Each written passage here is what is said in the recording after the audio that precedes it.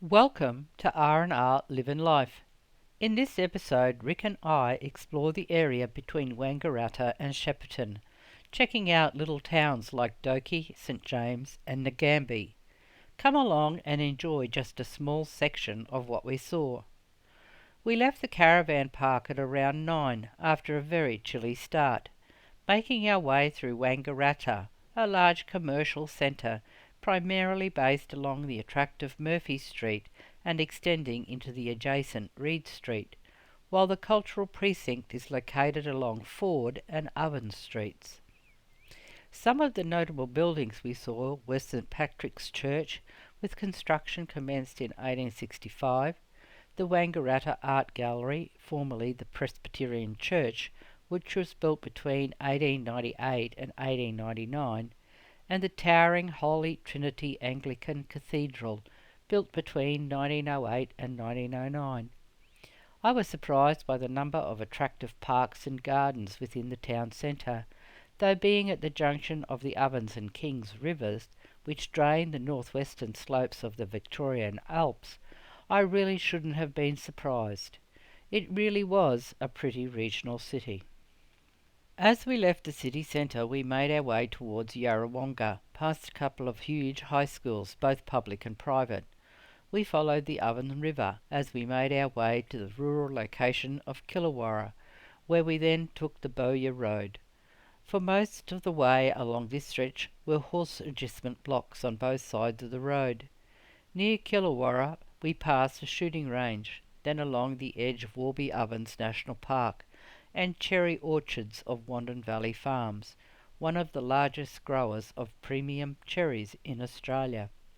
The large clumps of mistletoe in various shades of orange, reds and greens always fascinated me.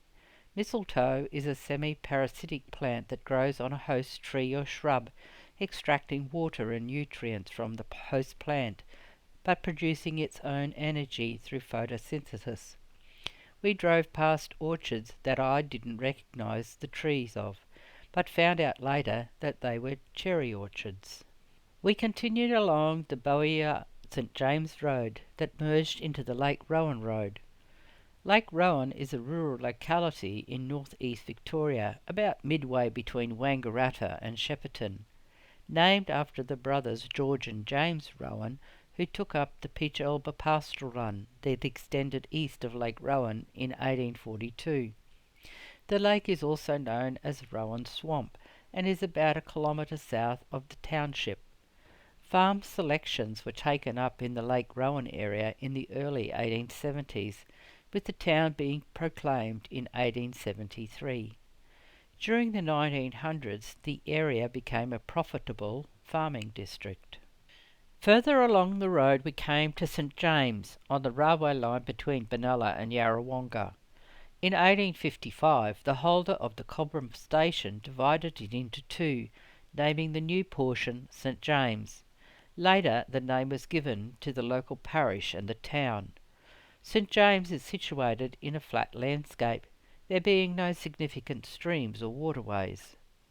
The town came into being as a result of selectors taking up land in the district around 1870. A temporary railway terminus was motive for the township. St James is the home of the first Coles store, when in 1892 George J. Coles Sr., a storekeeper, bought the northeastern stores in St James and Lake Rowan.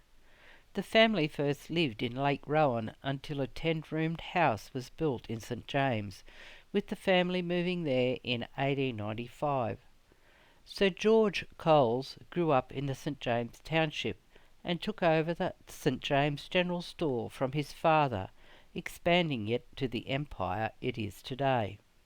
The main farming activity in the district is wheat growing, and this is highlighted on the large silos at the railway station, as it depicts life in St James from yesteryear.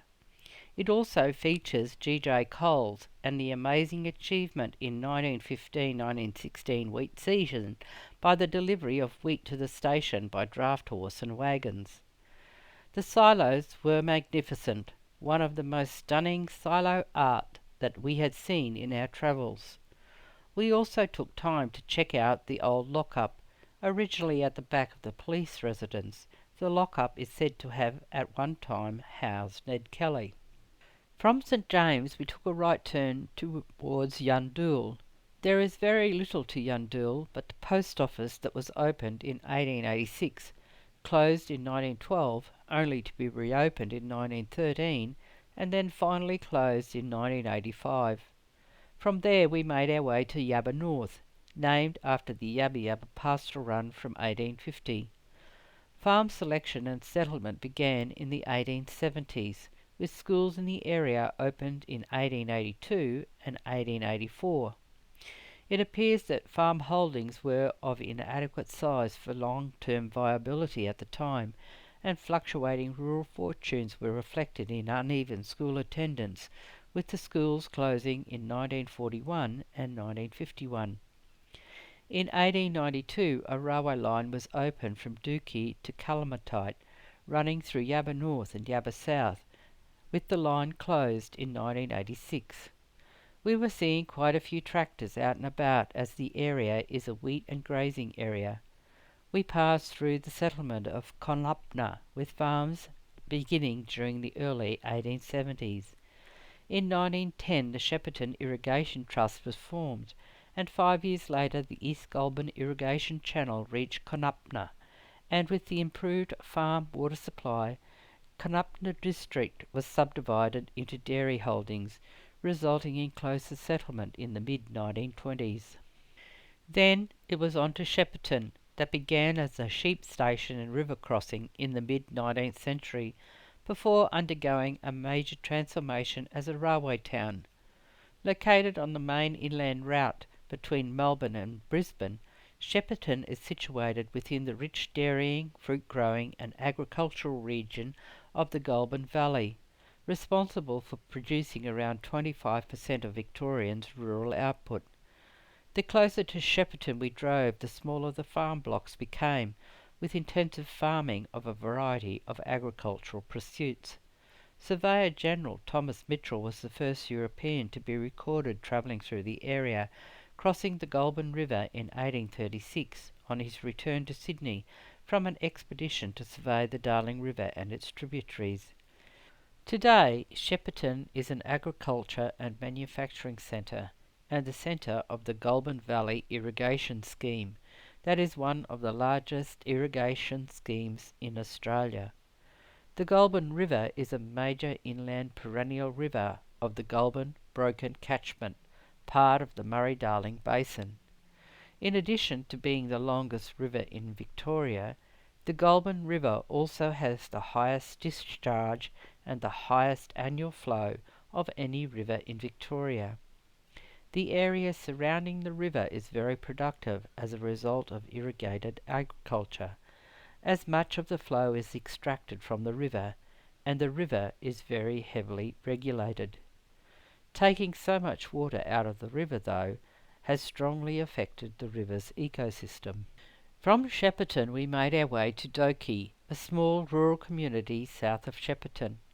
We travelled through amazing landscapes and in close proximity to the top farming areas in the region, with hectares of cultivations ready for planting, and where there were a number of farmers either spraying or seeding. The area is rich in agricultural heritage, as well as the Dookie Agricultural College, established in 1886, now part of the Melbourne University. Dookie's origins date back to the 1850s, when European settlers first settled in the Goulburn Valley. The land surrounding Dookie used to be part of large grazing properties that were used for sheep and cow farming. Today, Dookie is a fruit-growing hub, with its proximity to the Goulburn River and fertile soils. This includes the production of citrus fruits, stone fruits and vegetables. Farming is a big part of the town's identity and continues to be a key component of its economy. We went and checked out the Dookie campus of the Melbourne University. The Agriculture College began as a school training agricultural students, focusing on the practical skills and agricultural science needed in the farming industry. Doki became a hub of farming knowledge and innovation because of the presence of the college. In recent years, agricultural training in colleges has lost their viability, with many, if not all, closing, especially those in Queensland. The buildings at Doki looked very like they were underutilised, and I wondered about the viability of it continuing, even now being part of the Melbourne University. Such a waste, not only of the college, but for the wider rural agricultural community. From Doki we made our way back along the Midlands Highway to Shepparton, following Broken River into town. We stopped to have lunch, an amazingly delicious kebab, and spent some time looking around Shepparton before moving on to Tatura, founded on the prosperity of irrigated agriculture. We drove down the picturesque main street lined with ornamental pears, and checked out the mosaic murals in Sturt Mock Place that vibrantly displayed a pictorial history of the township.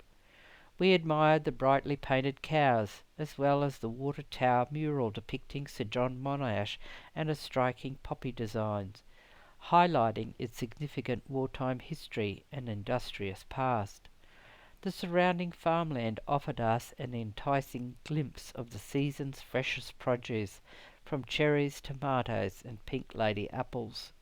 We then made our way along Tutara Road past Sinclair Vineyards to Murchison, located on the Goulburn River. The surrounding countryside contained orchards, vineyards, and dairy farms, but as there was quite a smoke haze in the area, it only emphasised the very dry-looking conditions. Squatters started settling in the area in 1840, and in 1875 the town grew with the arrival of the first paddle steamer. The building of the Goulburn Wharf for irrigation in 1886 to 1890 meant that the Goulburn River was no longer navigable by paddle steamer, which led to Murchison's declining in importance. We continued on to Nagambie, a rural service centre on the shores of Lake Nagambie, which lies beside the very wide main street. Today the area is home to vineyards as well as sheep, cattle and horse studs. Lake Nagambie is a 170-hectare reservoir which was created by the construction of the Goulburn Weir in 1887 to 1890. It is fed by the Goulburn River. A section of the eastern shore runs beside the town's high street, and we stopped at Jacobson's Outlook, with pleasant views across the water. We checked out the life-size statue of Black Caviar, who was born at Gilgai Farm at Nagambie. The champion mare went on to become the fastest horse in the world, undefeated in 25 races. From Nagambie, we tried to make our way towards the Hume Freeway, but somehow we ended up on the Goulburn Valley Freeway instead. But then again, we were here to have a look around, so weren't too worried. We then made our way along the Murchison Violettown Road to Meerpole on Sevens Creeks, a farming district north of Euroa, midway between Murchison and Violettown. Land selections began in 1879, when a pastoral run was surrendered. A butter factory was opened in 1891 and operated for about 20 years. Continuing on through Meerpole to Violettown, located on Honeysuckle Creek near the foothills of the Strathbogie Ranges. This attractive small town with tree-lined streets is just off the Hume Freeway. The first European to pass through the area was the explorer Major Thomas Mitchell in 1836. He noted that the area was swampy, and having camped by some ponds where wild violets were in bloom, he named the spot Violet Ponds.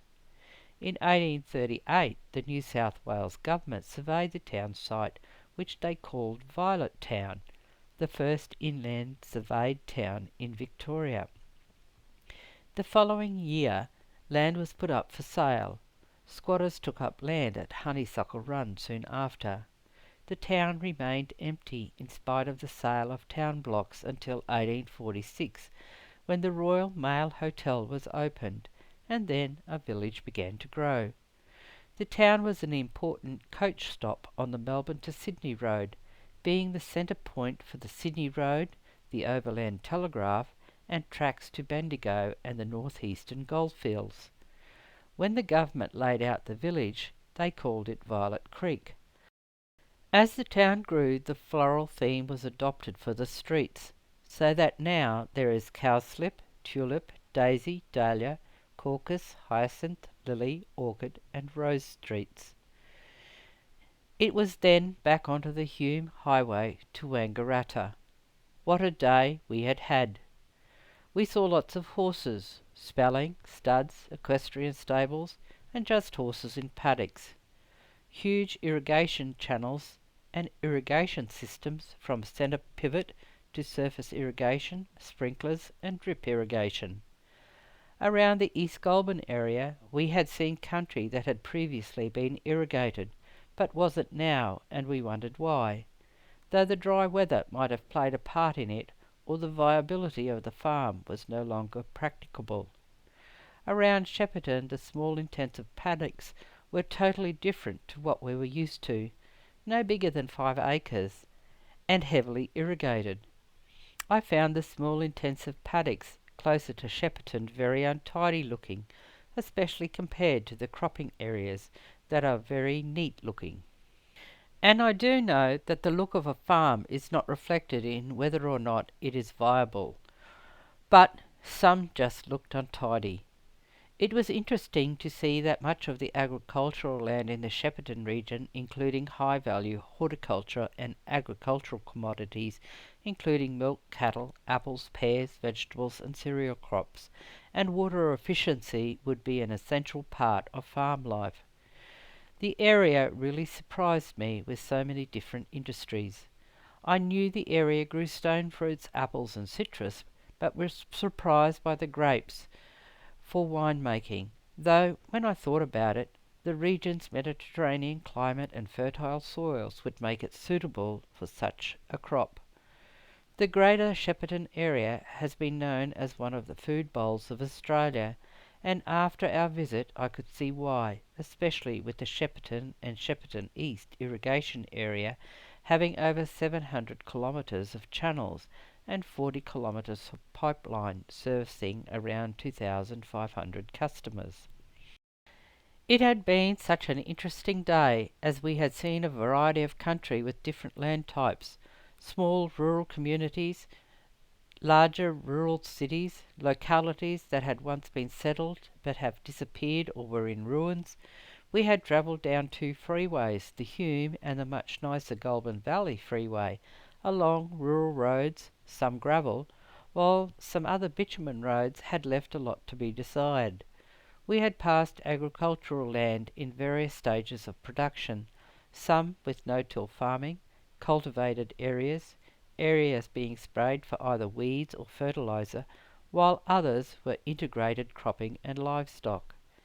Having never had much to do with cropping, it was interesting to see the various stages some of the land was at, and try to decide which of the grains would be planted, wheat, barley or canola. Rick and I will leave you for this episode as we made our way back along the Hume Highway to Wangaratta, past the sawmill at Benalla and down Warby Range. I hope you have enjoyed this episode. Give us a thumbs up if you have. Join us next time as we visit Glenrowan, explore the Winton wetlands and make our way along the Great Alpine Way to Myrtleford. Stay safe and enjoy life.